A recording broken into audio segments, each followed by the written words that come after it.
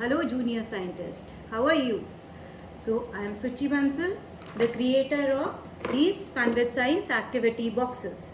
I hope you would have purchased this by now.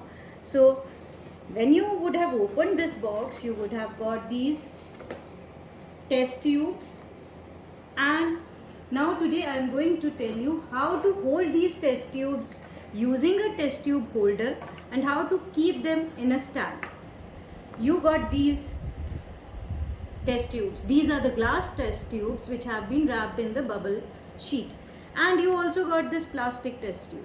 So in case you are older than 10 years, then only use these glass test tubes. Otherwise, use this plastic test tube.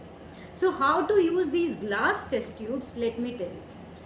This is a test tube. You got this also in the box, which is called a test tube holder. So what you have to do is, first you keep all the test tubes in the test tube stand like this. Then open up this test tube holder. Take the test tube, put it over here. If you can see, there is a curve in this test tube holder. Put the test tube over here, and this, if you can see, I am just pushing it so as my test tube is properly gripped into my test tube holder. Now you can see I am holding the test tube using the test tube holder. Usually whenever any scientist would be doing, or any junior scientist like you would be doing this, you would be holding it like this. Why? So that anything that comes out does not get spilled over you or over your hand. So this is how a test tube is holded in a test tube holder. And if you see over here, this is a test tube stand. All the test tubes are to be placed like this in the test tube stand.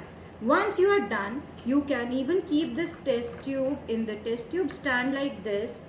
Pull it back, the test tube comes out, and now it is simply residing into the test tube stand. So, but if you are less than 10 years, please don't play around with these glass test tubes. Instead, do your experiment using this plastic test tube. Here, if you can see, there is a cap. You can open it up. You can even keep this test tube in your test tube stand.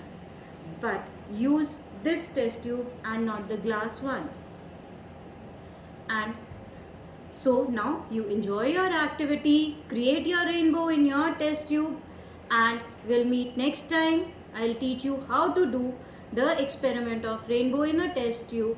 So till then, bye.